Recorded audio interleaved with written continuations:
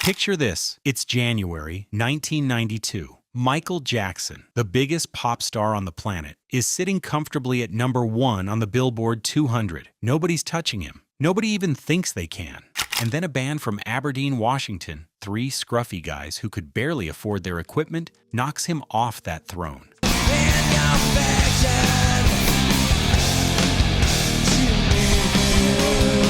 That band was Nirvana, and nothing in music was ever the same again.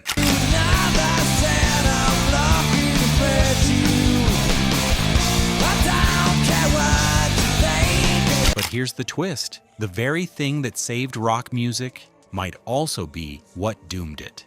To understand why Nirvana mattered so much, you have to understand what rock had become by the late 1980s. Hair metal, glam rock, big hair, bigger production budgets, songs about partying and girls and more partying. Now look, I'm not here to trash Poison or Motley Crue. Those records are genuinely fun. But by 1990, rock had become a costume. It was spectacle without substance. For the whole world to read, sometimes nothing keeps me together at the danger had been designed out of it. Meanwhile, real tension was building in America. Unemployment was rising. The Gulf War had just started. Young people were anxious, disillusioned, and completely unseen by the glossy rock bands selling out arenas. There was a massive emotional gap between what rock music was saying and what an entire generation was feeling.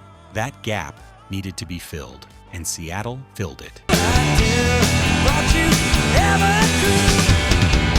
Nirvana released Nevermind on September 24th, 1991. Heaven seed, let me clear. The album cost roughly $250,000 to make, which sounds like a lot until you realize major label rock records at the time were routinely running into the millions. The label, DGC Records, initially pressed 50,000 copies, expecting a modest cult following. They were not prepared for what happened. In the sun.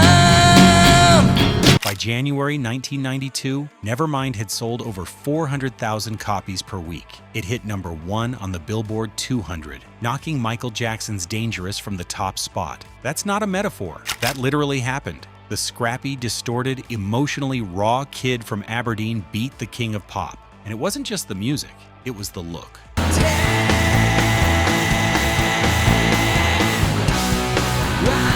Kurt Cobain showed up in thrift store flannel and ripped jeans. He looked like he didn't care, and that was the most radical statement in rock at the time. Smells Like Teen Spirit became the anthem of a generation. Teenagers who didn't see themselves in the polished, chrome-finished world of MTV suddenly had something that felt like theirs. Raw, ugly, honest.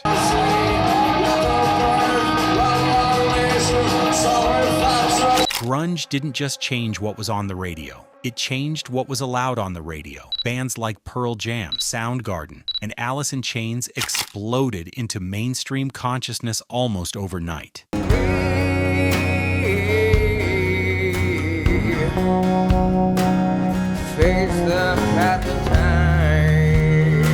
The major labels scrambled. They started signing anything that had a distortion pedal and a flannel shirt. And that, ironically, was the beginning of the problem. On April 5th, 1994, just 2.5 years after Nevermind hit #1, Kurt Cobain died.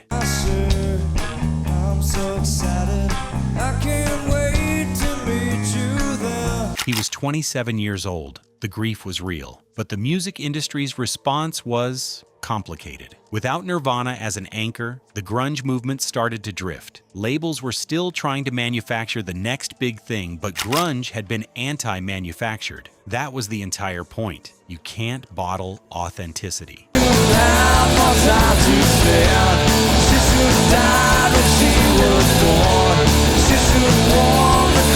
And they tried desperately to bottle it. What followed was a decade of artists chasing the aesthetic of Nirvana without the substance. Post-grunge acts in the late 90s sanded off all the edges. Louder production, safer lyrics, radio-friendly melodies. The angst without the honesty. And then came nu metal. And while nu metal had its moments, Rage Against the Machine was genuinely incendiary. it also gave us a lot of music that aged, let's say, poorly. Rock fractured. It splintered into subgenres that talked less and less to each other, and the mainstream slowly stopped paying attention. Here's where it gets really interesting and a little uncomfortable. According to data from Luminate, the music analytics company formerly known as Nielsen Music, rock's share of total music consumption in the United States has declined sharply over the past decade. Hip-hop and R&B have consistently dominated since around 2017. Pop is everywhere. Country is surging. I'm still in the grind. Now shorty says she feeling my stash. It's getting richer. The poor is getting poorer.